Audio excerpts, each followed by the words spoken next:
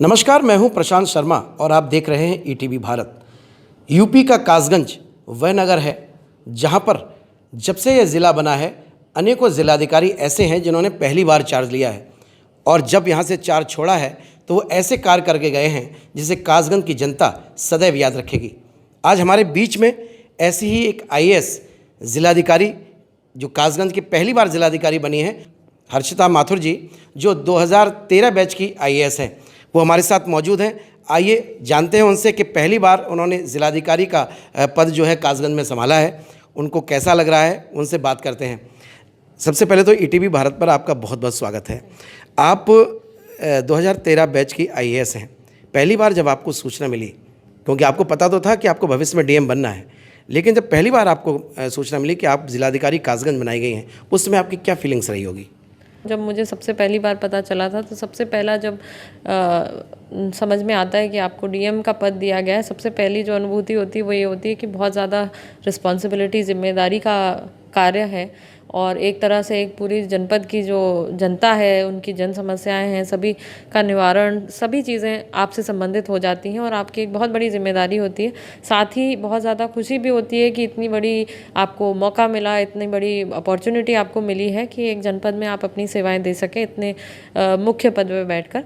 तो दोनों ही चीज़ें थी कि मुझे सबसे पहले तो बहुत खुशी हुई और उसके बाद ये जिम्मेदारी का भी बहुत एहसास हुआ। कासगंज की जनता ऐसा बोल रही है कि आपके आते ही, आपके कदम रखते ही कासगंज में मुख्यमंत्री जी ने कासगंज के सोरों को तीर्थ नगरी घोषित कर दिया है। ऐसे में आपको क्या लग रहा है कि कासगंज की जनता वह श्रेय कहीं ना कहीं आपको दे रही है?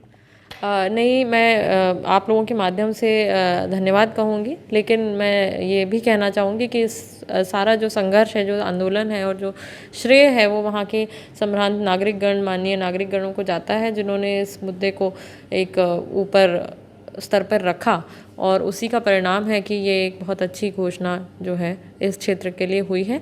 बाकी इसके अलावा मेरा भी ये सौभाग्य है कि चूँकि ये घोषणा इस समय आई है जब मुझे जिलाधिकारी के रूप में कार्य करने का अवसर मिला है, तो उसके लिए उस डायरेक्शन में जो भी हम लोगों को निर्देश मिले हैं और जो भी हमारी शासन की योजनाएं हैं उसके अंतर्गत जो भी लाभ होगा वो तीर्थस्थली के लिए हम लोग उसको ज़रूर इम्प्लीमेंट करेंगे।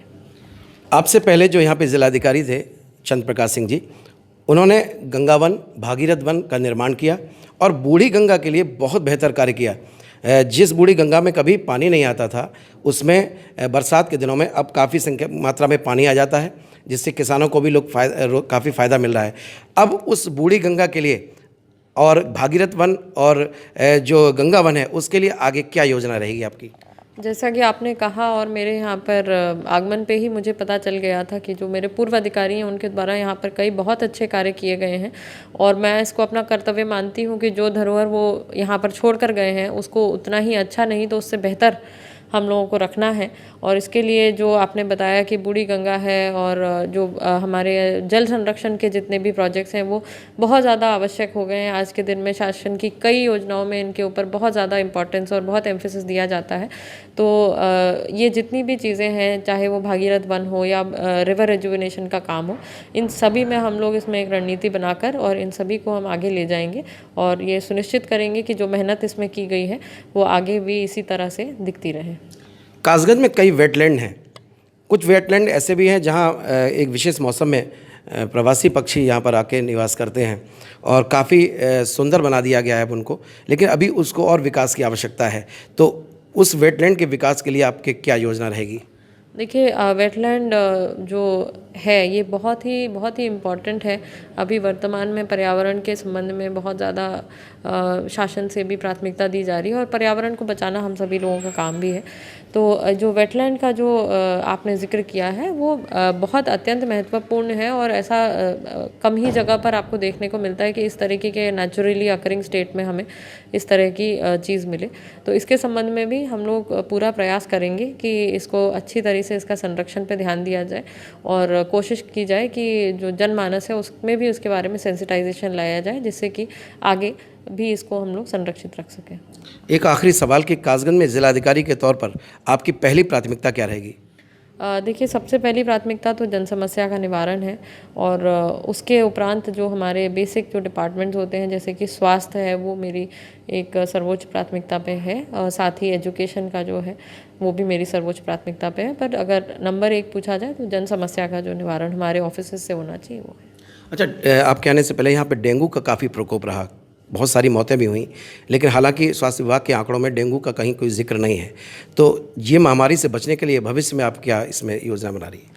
देखिए, बुखार से संबंधित जितने मामले हैं मेरे आने के बाद संज्ञान में मुझे आया है और उसके संबंध में मैं यही कहना चाहूँगी कि जो प्रशासनिक अमला है, स्वास्थ्य का अमला है, हम सभी लोगों को उसका मिलके सामना करना है। इसके संबंध में जो हमारी टेस्टिंग की स्ट्रैटेजी है और साथ ही जो हमारे फील्ड से लेके डिस्ट्रिक्ट हॉस्पिटल तक का जो मैकेनिज़्म हमने बना रखा है, उसके संबंध में हम लोग रणनीति को तय कर रहे हैं और यही है हमारी जो प्रयास है। उसके बाद हम लोग उसमें देखेंगे कि उससे रिजल्ट में कितनी बढ़ोतरी आती है और उसको कंटिन्यूअसली रिव्यू करते रहेंगे।